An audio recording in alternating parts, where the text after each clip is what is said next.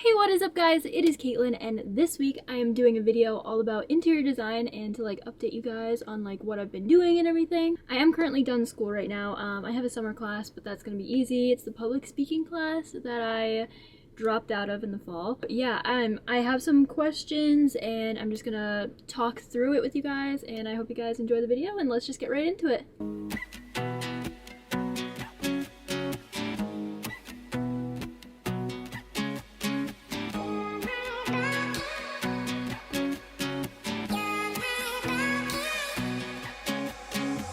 It's all the same, and some things never change. I couldn't stop and say no. It's all the same, but you won't take the blame, even when you are blowing up. Oh my, you're my broken love. Nobody's gonna. Okay, so I'm gonna answer the questions first and go from there.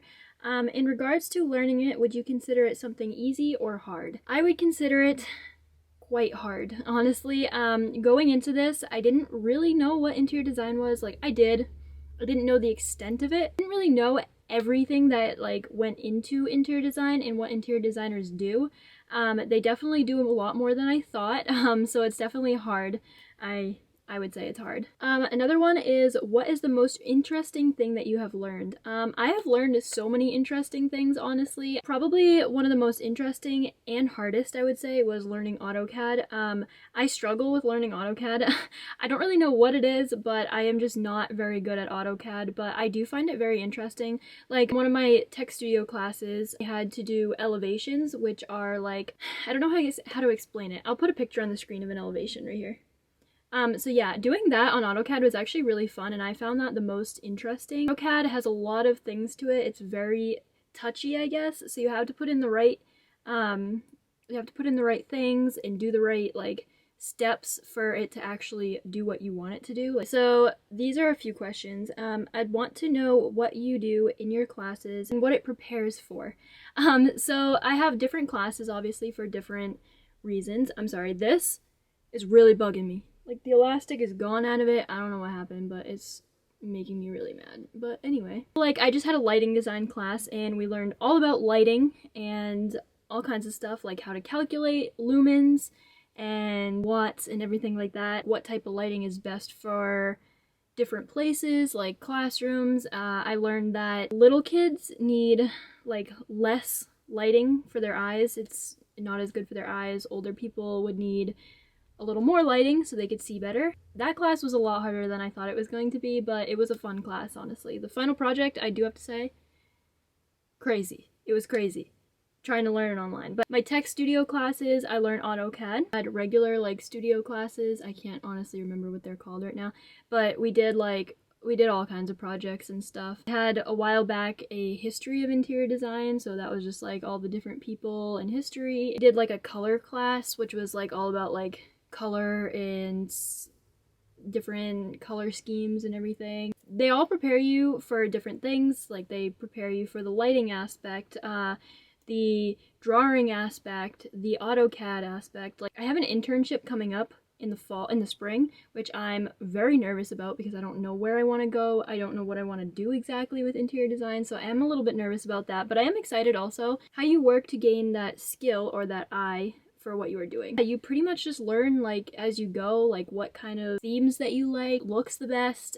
I mean, I do have to say you probably have to have a little bit of an eye for decorating and stuff like that, but not too much. I've learned that you really have to find furniture and stuff that's really heavy duty, and there's certain commercial furniture for commercial buildings, obviously, like hospitals and stuff, because obviously you have to have materials that are very durable.